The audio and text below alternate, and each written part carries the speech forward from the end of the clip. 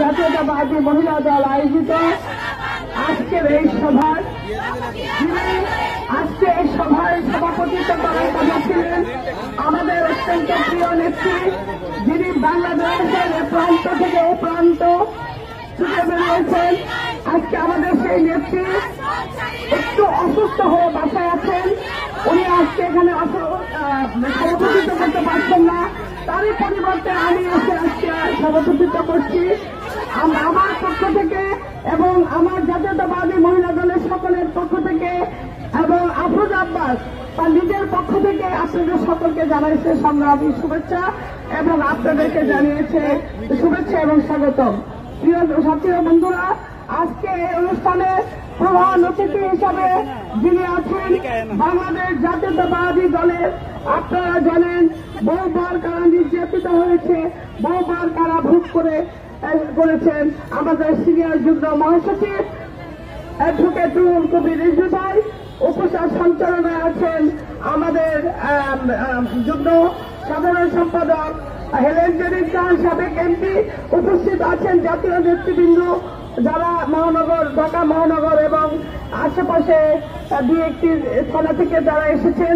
আমি সকলকে জানাই সংগ্রামী সালাম এবং শুভেচ্ছা। প্রিয় বন্ধুরা, আমি কিছু বলবো না, শুধু কয়েকটি কথা বলতে চাই। কারণ আপনারা জানেন এই জুলুম সরকার, আমরা যদি কথা বলতে যাই তখন আমাদের ঘাড়ে নেমে আসে মামলা, আমাদের ঘাড়ে নেমে আসে হামলা, আমাদের হয় জেল, আমাদের হয় জুলুম, আমাদের হয় রিমান্ড। অথচ উনি যখন বেফাঁস কথাগুলো বলেন তখন ওনার পবিত্র মুখটা যে অপবিত্র হয়ে যায় সেটা উনি একবারও ভাবে না। সেটি হলো এদেশের প্রধানমন্ত্রী। আজকে তিনি দেশ পরিচালনা করছেন, তার ভেতরে যে কতটা হিংসা, কতটা বিদ্বেষ, কতটাই আজকে বাংলাদেশের জনগণ তাকে ঘৃণা ভরে থুতু করে ফেলে দিচ্ছে। কারণ উনি এমন এক নেত্রী সম্বন্ধে কথা বলেছেন যে নেত্রী বাংলাদেশের 18 কোটি মানুষের প্রাণের স্পন্দন, যে নেত্রী বাংলাদেশের গণতন্ত্র ফিরিয়ে আনার জন্য আজকে মৃত্যুর সঙ্গে পাঞ্জা লড়ছেন, সেই নেত্রী সম্বন্ধে কথা বলে কত বড় স্পর্ধা আপনি চিন্তা করেন। আজকে যে নেতা স্বাধীনতা ঘোষণা দিয়েছিলেন বলে আজকে তুমি ওই মঞ্চে বসে প্রধানমন্ত্রীগিরি করছো, তা না হলে তুমি আজকে আটকা করে দিয়ে থাকতে হতো, তোমাকে ভুলে গিয়েছো তুমি। হ্যাঁ, আমি জেল খেটেছি, হয়তো আবারও জেল হবে। আমি জেলকে ভয় করি না, আমি জুলুমকেও ভয় করি না। কারণ আমি জাতীয়তাবাদী দলের একজন সাচ্চা সৈনিক এবং জাতীয়তাবাদী দলের একজন সাচ্চা কর্মী হিসেবে আমি থাকতে চাই। আমি প্রমাণ করতে চাই যে আমরা তোমার মতো প্রধানমন্ত্রীকে ঘৃণা ভরে ঘৃণা করি। কারণ শুধু আমি একা করি না, সারা বাংলাদেশের মানুষ করে। আমি তোমার কাছে প্রশ্ন রাখতে চাই, তোমার সাথে তোমার স্বামীর কি সম্পর্ক ছিল? তোমার ছেলে কোথায়? তোমার ছেলেকে কোথায় রেখেছ? কোথায় আছে? তোমার বিয়ের সাথে তোমাদের এখন কি করেছিল? সে কোথায়? তোমার মেয়ের জামাই কোথায় আছে? কোন জেলে আছে? এইসব কথা যদি আমরা বলতে যাই তখন ওনার কলিজার ভিতরে লাগে। আর উনি এমন এমন নোংরা কথা বলে যে আজকে যদি থুতু উপর দিকে ফেলে সব থুতুগুলো তার শরীরেই পড়ে। থুতু উনি কোথায় ফেলে? তাকে বলে আমাদের মা। আমরা উনার কাছে এতবার, বাংলাদেশের মানুষ, উনার পরিবার এতবার বলেছে যে উনি মৃত্যুর সঙ্গে পাঞ্জা লড়ছে, উনার জীবন স্থিরশীল, উনাকে একটিবার বিদেশে যাওয়ার অনুমতি দিন। কত বড় নিষ্ঠুর, কত বড় জালিম, কত বড় স্বৈরাচার হলে এইটুকু অর্ডার সে দিতে পারেনি এবং কত বড় ভীতু। আমি প্রশ্ন রাখতে চাই, আমি তো নিজে হাতে খালেদা জিয়াকে সেদিন গাড়িতে তুলে দিয়েছিলাম যেদিন ওনার জেল হয়েছিল। আমি নিজে হাতে ধরে নিয়ে ওনাকে নিয়ে এসেছিলাম। উনি হেঁটে তো গাড়িতে উঠেছিলেন আর হেঁটে জেলে গিয়েছিলেন। ওনাকে জেলখানায় কি করেছেন? আপনারা বাংলাদেশের জনগণ ওনার কাছে কৈফিয়ত চান কেন বেগম খালেদা জিয়া আজকে মৃত্যুর সঙ্গে পাঞ্জা লড়ছে? সেই খালেদা জিয়াকে কেন চেরা করে, কেন আজকে তাকে এইভাবে, কেন তাকে চলাফেরা করতে হচ্ছে, কেন তাকে এইভাবে হসপিটাল নেওয়া হচ্ছে? আমাদের প্রশ্ন একটি, শেখ হাসিনা এবং আওয়ামী লীগ, তুমি মনে করো না যে ওই যে ভাড়ালে সুধার আছে, সুধার তোমাকে দিতেই হবে।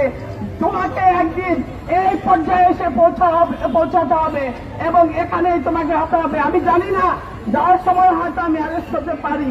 আমি জানি এমন এমন কাজ, এমন এমন এমন কাণ্ড না করে, যে কথা বলবে ওই যে কবির ভাষায় ধরা যাবে না, ছোঁয়া যাবে না, বলা যাবে না কথা, রক্ত দিয়ে কিনলাম সালা, এমন স্বাধীনতা এই দেশে আমরা বাস করেছি। প্রিয় বন্ধুরা, সোচ্চার হন, আওয়ামী লীগের পতন ঘটান, রাজপথে নেমেছি, রাজপথে থাকবো। এই স্বৈরাচার হাসিনাকে বিদায় দিয়ে আমরা ঘরে ফিরে যাব। আমরা যদি প্রতিজ্ঞা করি, যদি মনে করি নারী জাতি, আমরা বারবার বলেছি নারী জাতিকে আল্লাহ সর্বশ্রেষ্ঠ সম্মান দিয়েছে। আমরা যদি রাজপথে নামি, তোমরা আওয়ামী লীগ পার পাবা না। আমরা যদি রাজপথ দখল করে বসি, তোমরা পার পাবা না। সাবধান হয়ে যাও, হতেও পারে যে কোনো মুহূর্তে আমাদের মার যদি কিছু হয়, আমরা কোনোভাবে তোমাকে পালাতে দেব না। তোমরা আওয়ামী লীগ কোথাও যেতে পারবে না।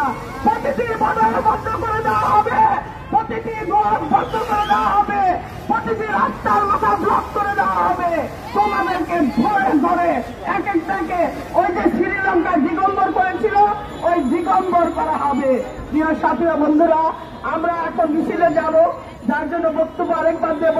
আমি শুধু একটি কথাই বলতে চাই, নিজের ফুটো নিজের উপরে ফেলো না। নিজের উপরে না ফেলে একটুখানি মানবতাটা দেখাও।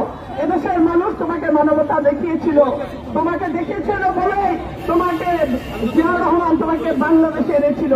তা না হলে তুমি প্রধানমন্ত্রী হতে পারতা না। এই কথাটা মনে রেখে বেগম খালেদা জিয়া এবং সেই জিয়া পরিবারের প্রতি একটু সহানুভূতি দেখিয়ে বেগম খালেদা জিয়াকে যেন অচিরে বিদেশে পাঠানো হয়, আমরা তার জীবন আল্লাহর কাছে চাচ্ছি। এবং যদি তুমি না করো, তাহলে যে তোমার কি হবে সে দশাটা তুমি ভেবে রেখো এবং তুমি তার জন্য প্রস্তুত থেকো। সবাইকে ধন্যবাদ জানিয়ে আজকের এই সংক্ষিপ্ত যে পরিসরে আমাদের এই মিছিলটি হবে, এটার জন্য সকলে যে এসেছে তার জন্য ধন্যবাদ জানিয়ে প্রিন্ট মিডিয়া এবং ইলেকট্রিক মিডিয়া সকলকে ধন্যবাদ জানিয়ে আমি আমার বক্তব্য এখানে শেষ করছি। আল্লাহ হাফেজ। বাংলাদেশ জিন্দাবাদ, বাংলাদেশ জাতীয়তাবাদী দল জিন্দাবাদ, শহীদ জিয়া অমর হোক, আগামী দিনের রাষ্ট্রনায়ক তারেক রহমান জিন্দাবাদ। এখন আপনাদের মাঝে বক্তব্য দেবেন আমাদের সিনিয়র যুগ্ম মহাসচিব রুহুল কবির রিজভী সাহেব। আপনারা তার বক্তব্যটি মনোযোগ দিয়ে শুনুন। আল্লাহ হাফেজ, সকলকে ধন্যবাদ।